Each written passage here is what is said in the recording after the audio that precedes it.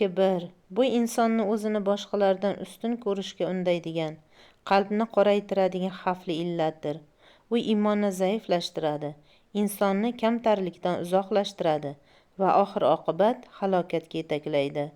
Shu bois kibrdan saqlanish har bir mo'min uchun muhimdir.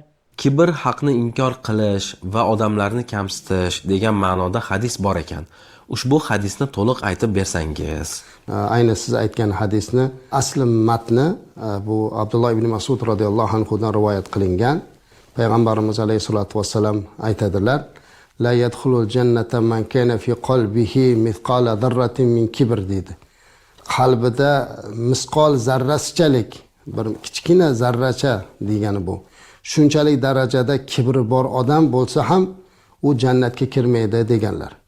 Shu gapni aytganlarda qola rajulun, bir kishi aytdiki: "Ya Rasululloh sallallohu alayhi vasallam, agar bir kishi chiroyli kiyimni yaxshi ko'radi, chiroyli poyabzalni yaxshi ko'radi" dedi. Ya'ni shunaqa kiyinib yuradi-ku deydilar. Payg'ambarimiz alayhisolatu vasallam yana so'zini davom etib aytdilarki: "Innalloha jamilun yuhibbul jamal" dedilar. Alloh o'zi go'zaldir, go'zallikni yaxshi ko'radi. Al-kibru batarul haqqi va ghamtun nas dedilar. Ravohi Imom Muslim va Imom Termiziy.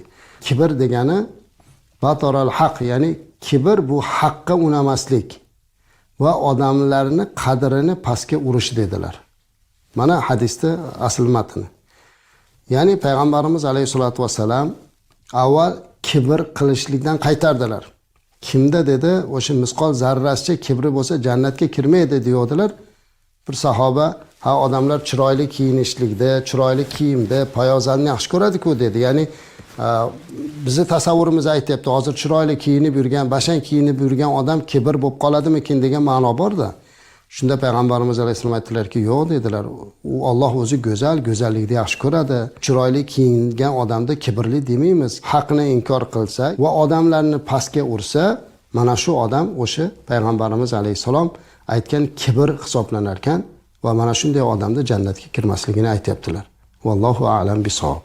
So'zlar tugashi mumkin, ammo undan olinadigan ibrat qalbda qoladi.